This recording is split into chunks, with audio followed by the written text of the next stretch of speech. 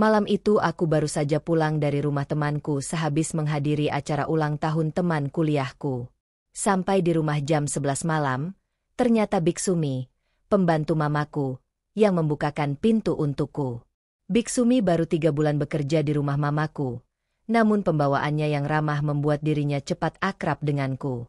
Aku sendiri merasa senang sejak Biksumi bekerja di rumah ini, sebab aku jadi punya teman ngobrol saat berada di rumah. Usia Biksumi sekitar 38 tahun. Wajahnya tidak cantik, namun tidak pula membosankan bila dipandang berlama-lama. Awalnya aku menganggap Biksumi sama seperti Embok Siam, pembantu lama kami yang sudah berhenti kerja karena sudah cukup tua. Embok Siam cukup lama menjadi pembantu sejak aku masih kecil. Hanya saja orangnya agak cuek dan jutek sehingga aku jarang ngobrol dengannya. Biasanya kalau sudah di rumah, aku langsung masuk kamar dan sibuk main HP atau nonton film.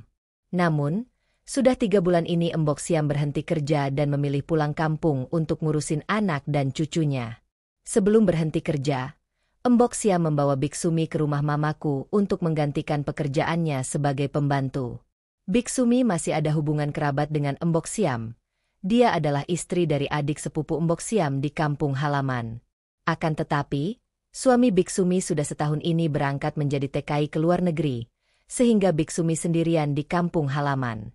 Biksumi merantau ke kota untuk mencari kerja, bukan hanya karena untuk membantu perekonomian keluarganya.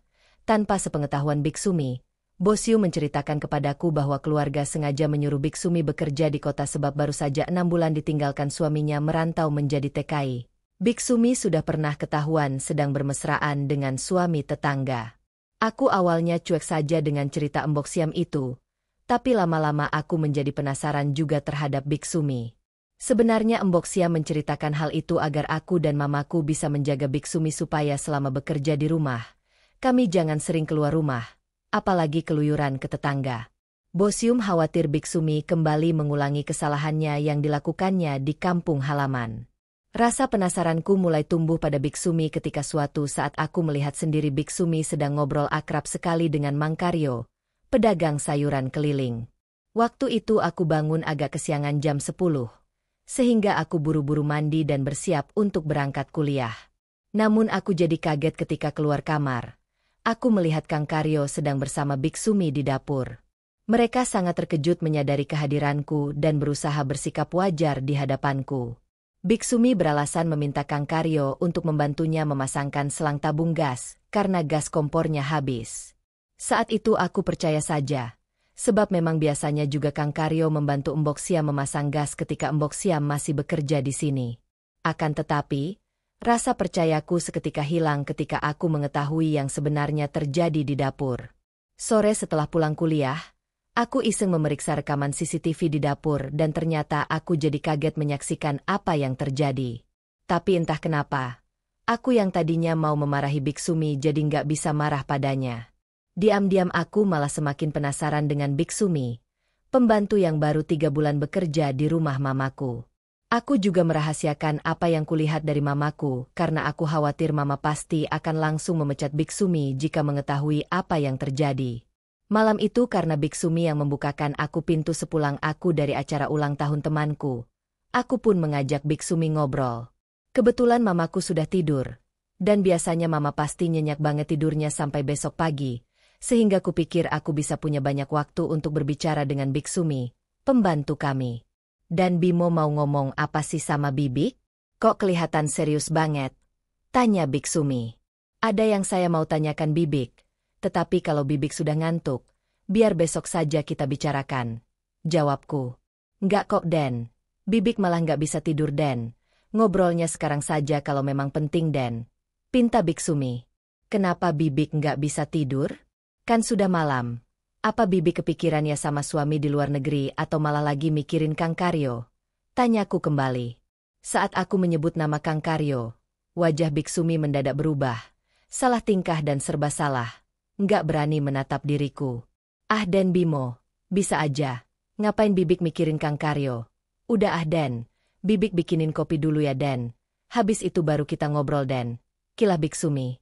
Biksumi segera beranjak ke dapur untuk membuatkan aku kopi.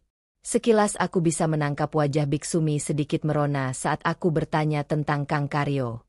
Malam itu, Biksumi sudah berganti pakaian, gamis dan hijabnya dengan gaun tidur.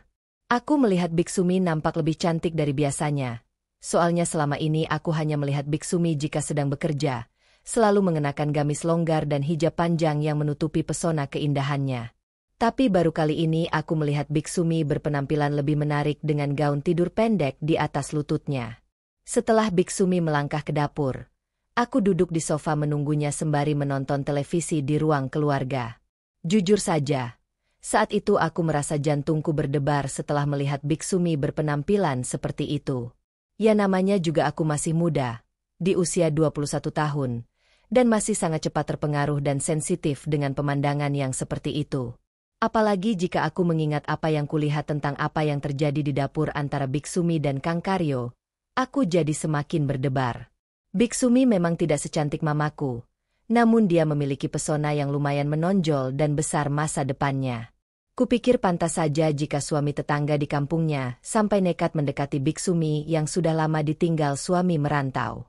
Demikian juga Kang Karyo yang nekat masuk ke dapur hanya untuk bisa berduaan dengan Biksumi, pembantu di rumah mamaku.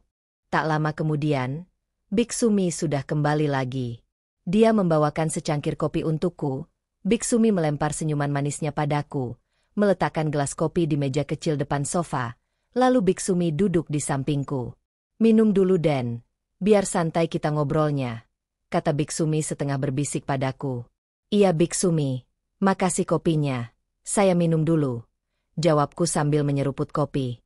Aku melirik Biksumi yang duduknya sangat dekat di sampingku. Dia pun menatapku sembari mengulas senyum penuh makna kepadaku. "Dan Bimo kenapa sih kok kayak grogi gitu sama Bibik? Harusnya kan Bibik yang grogi di dekat anak majikan," kata Biksumi. Ku jawab, "Iya Bik, saya emang tumben duduk di dekat wanita. Saya selama ini kan gak boleh punya pacar.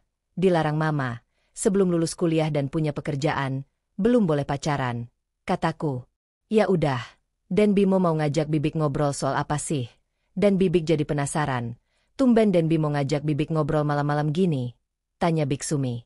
Saat itu, aku pun menanyakan tentang Kang Karyo dan ku bilang pada Biksumi, aku sudah tahu semuanya karena semua terekam dalam kamera CCTV di rumah ini. Biksumi nampak kaget sekali mendengar ucapanku saat itu. Seketika wajahnya nampak sedih dan terlihat mau nangis. "Maaf Den Bimo. Bibik nggak sengaja melakukannya karena Kang Karyo terus saja mendesak Bibik dan merayu Bibik saat itu. Dan Bimo tahu sendiri kan kalau Bibik ini sudah lama sekali nggak ketemu sama suami," jelas Biksumi sembari meneteskan air mata. "Saya tahu akan kondisi dan keadaan Bibik yang jauh dari suami Biks. Akan tetapi hal itu nggak bisa dibenarkan Biks.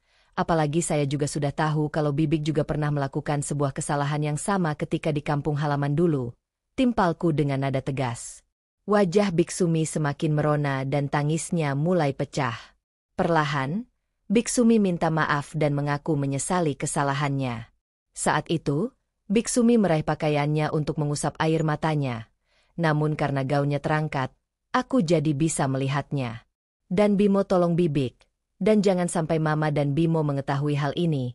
Bibik pasti akan dipecat dan," pinta Biksumi. Aku jadi semakin berdebar saat itu. Sebab Biksumi bergeser duduk semakin dekat padaku sembari menepuk bahuku meminta kebijaksanaan dariku.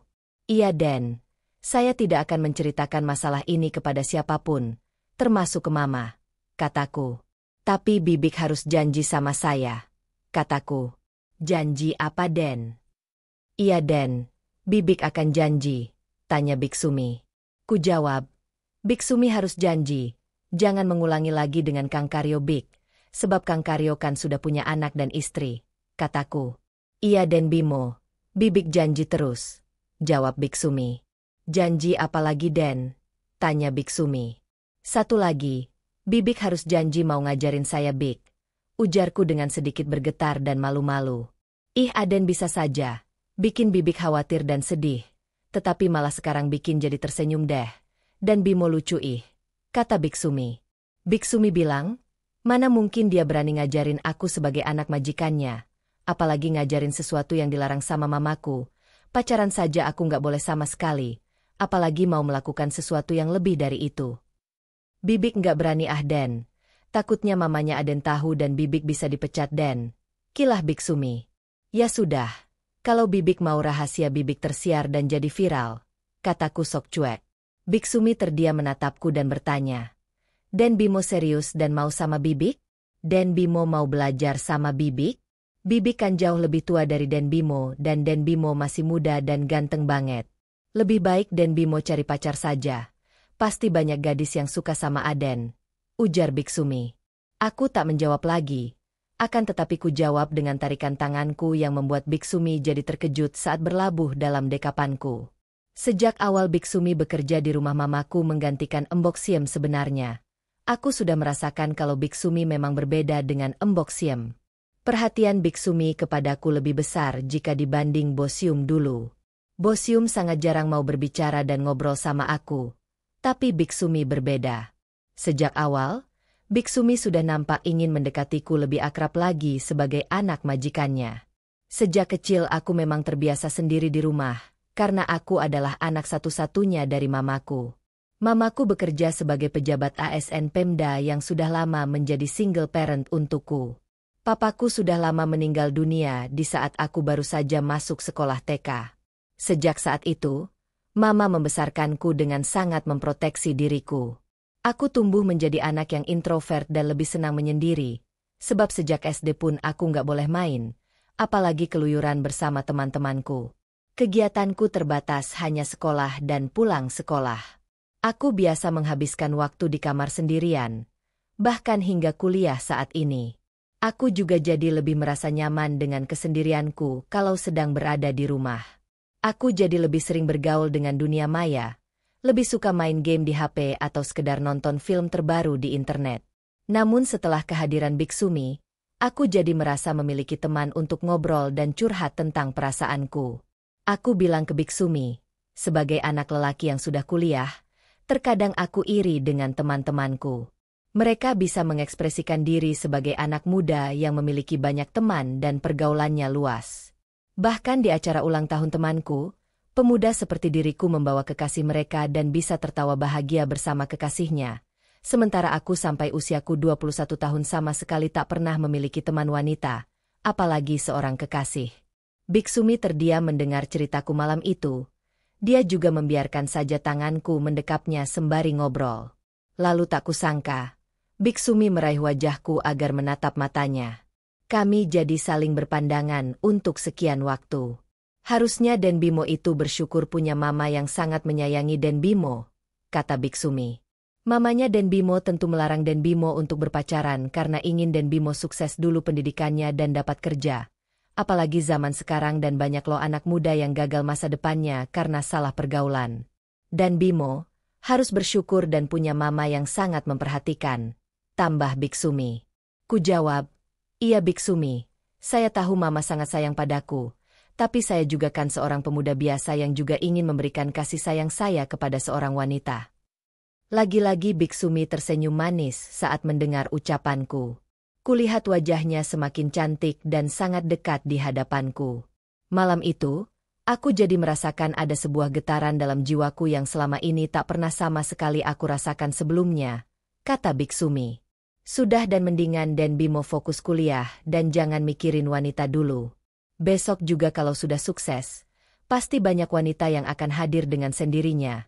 Apalagi Den Bimo kan gagah dan tampan. Mana ada sih wanita yang bisa menolak Den Bimo? Bisik Biksumi. Suasana malam itu sangat berbeda. Tak pernah kurasakan perasaan nyaman seperti itu saat berada di dekat Biksumi. Walau dia hanya seorang pembantu, namun aku merasa Biksumi mampu memahami perasaan galau di hatiku. Lalu ku bilang padanya, kalau memang gak ada wanita yang menolak saya, kenapa Bibik menolak permintaan saya? Tanyaku. Seketika Biksumi kembali terdiam. Bisa kurasakan sebuah kebimbangan terpancar di raut wajahnya. Melihat wajah Biksumi yang sangat dekat denganku, aku mulai merasakan ada suatu perubahan dalam diriku yang tak bisa kukendalikan. Apalagi saat itu Biksumi tak membalas pertanyaanku. Dia menatapku lebih dekat lagi, lalu sekejap mulai memejamkan kedua matanya. Malam semakin larut, Gejolak jiwa mudaku seperti meronta dalam batinku ketika Biksumi memberikan sebuah isyarat padaku dan aku tak tahu harus bagaimana menyikapi semua ini. "Den Bimo," bisik Biksumi. "Aden beneran mau sama Bibik malam ini?" Tanyanya dengan mata tetap terpejam. "Iya Biks, kenapa Bibik tanyakan hal itu?" kataku. "Karena Bibik khawatir Den. Obrolan kita mulai membuat Bibik jadi merindukan suami Bibik Den. Sementara suami Bibik kan sedang merantau jauh jadi TKI di luar negeri," kata Biksumi. Saat itulah aku tak kuasa berpura-pura lagi. Aku pun langsung saja mendaratkan tanda kasihku kepada Biksumi. Biksumi sebenarnya adalah wanita yang sangat setia pada suaminya. Pernikahannya dengan suami sudah memasuki tahun ke-12, dan selama ini rumah tangganya baik-baik saja. Hanya saja karena masalah himpitan ekonomi, sang suami harus meninggalkannya untuk mencari nafkah menjadi TKI ke luar negeri. "Dan Bimo," Bibik sambil menceritakan masalah rumah tangga Bibik ya. Dan selagi Bibik bercerita, dan Bimo juga sambil Bibik ajarin, dan bisik Biksumi. "Iya Biks, lanjutkan saja ceritanya. Saya akan mendengarkan sampai selesai," balasku. Selama pernikahan dengan suami, Biksumi agak kecewa karena hingga saat ini mereka belum bisa memiliki anak sendiri. Dulu Bibik yang dituduh mandul sama suami, dan bahkan suami Bibik sempat nikah lagi dengan wanita lain, jelas Biksumi. Aku mendengarkan ucapan Biksumi sembari membiarkan Biksumi melepaskan semuanya. "Lalu Biksumi, bagaimana semuanya bisa terjadi dalam kehidupan Bibik?" tanyaku. Biksumi menjawab, "Dulu suamiku nikah lagi, dan tapi ternyata dengan istri mudanya pun gak bisa memiliki anak. Malah akibat nikah lagi, kondisi ekonomi suami Bibik jadi semakin terpuruk dan dia dipecat oleh kantornya, sebab istri keduanya itu ternyata materialistis," ujar Biksumi. Aku tetap mendengarkan Biksumi. Kulihat jam di dinding sudah menunjuk pukul 1 malam dan televisi masih menyala di hadapan kami. Biksumi terus bercerita sembari berpindah tempat. Dia berlutut di depanku, katanya pegal duduk terus di sofa. Biksumi mengaku kecewa dengan suaminya. Apalagi di saat merantau menjadi TKI, Biksumi yang harus menanggung biaya keberangkatannya. "Terus Bibik dari mana mendapatkan uangnya?" tanyaku sembari tanganku mengusap rambut ikal Biksumi. Biksumi mendongak menatapku lalu melempar senyuman yang sangat manis padaku sebelum menjawab pertanyaanku. "Bibik terpaksa mencari uangnya dengan melakukan apa saja dan Bibik terpaksa meminta bantuan juragan MRT, tuan tanah di kampung Bibik."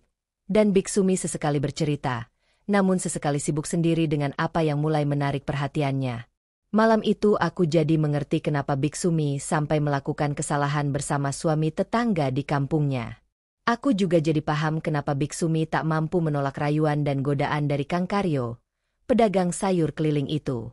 Biksumi memberitahuku semuanya. Dia juga mengajariku tentang arti kehidupan. "Dan Bimo mau Bibik teruskan ceritanya?" tanya Biksumi dengan lirih. Tatapan mata Biksumi membuat jiwaku terasa terbang dan melayang semakin jauh. "Iya Biksumi, teruskan. Tapi saya merasa haus dan ingin melahap buah yang segar." "Biksumi," kataku.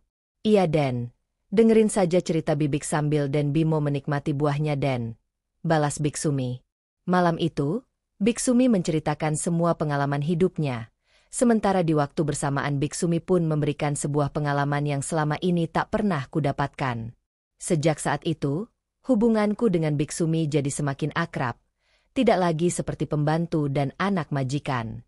Mamaku ikut senang melihat perubahanku yang lebih bisa bersikap menghargai pembantu rumah tangganya.